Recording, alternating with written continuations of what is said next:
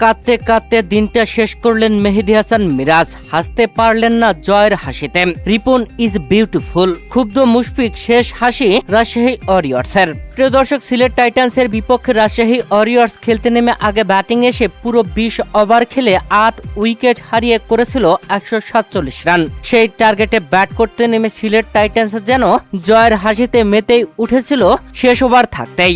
শেষ 2 ওভারে সিলেট টাইটান্সের জয়ের জন্য প্রয়োজন ছিল 25 রান, হাতে উইকেট ছিল 4টি, যেখানে রিপন মন্ডল 19তম ওভারে বল করতে আসেন। আর রিপন মন্ডল বল করতে আসলে প্রথম বল আর দ্বিতীয় বলে টানা 2টি ছক্কা হাঁকিয়ে দেন সিলেটি জামাই মঈন আলীম। ম্যাচটাকে যেন একদম ঘুরিয়ে দেন। শেষ 10 বলে প্রয়োজন 13 রান। এরপরে রিপন মন্ডল দেখালেন জাদু। পরের বলেই ছক্কা মারতে গিয়ে সীমানার কাছে ক্যাচ আউট হয়ে গেলেন মঈন আলীম। এ সময় ড্রেসিং রুমের দিকে ক্যামেরা ধরতেই দেখা যায় রীতিমতো অসহায় দৃষ্টিতে তাকিয়ে আছেন সিলেট টাইটান্সের অধিনায়ক মেহেদী হাসান মিরাজ। এর পরের বলে 2 রান, তারপরের বল ডট, আর তারপরের বলে নাসুম আহমেদকে আউট করে দেন রিপন মন্ডল। মোটে 14 রান খরচ করে এ ওভারে 2টি উইকেট তুলে নেন রিপন মন্ডল। যদিও প্রথম 2 বলে ম্যাচটাকে খেয়ে হারিয়ে ফেলেছিলেন, তবে তারপরে দারুণভাবে পরপর 2টি উইকেট তুলে নিয়ে ম্যাচটাকে রাজশাহী ওয়ারিয়র্সের ডেরায় নিয়ে আসেন।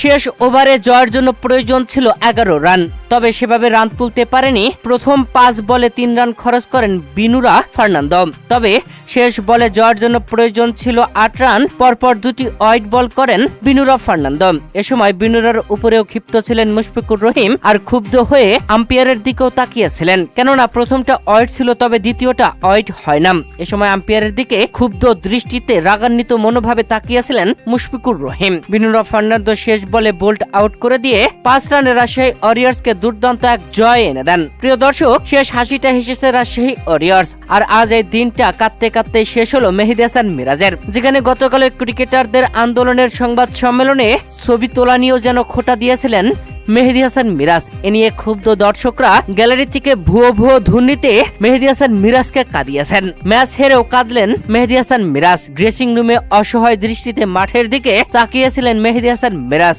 এদিন রাজশাহীর দেওয়া টার্গেটে ব্যাটিং এ নেমেও মেহেদী হাসান মিরাজ মাত্র 1 রান করেই প্যাভিলিয়নে ফিরেছিলেন মুশফিকুর রহিমের দুর্দান্ত ক্যাচে আউট হয়ে।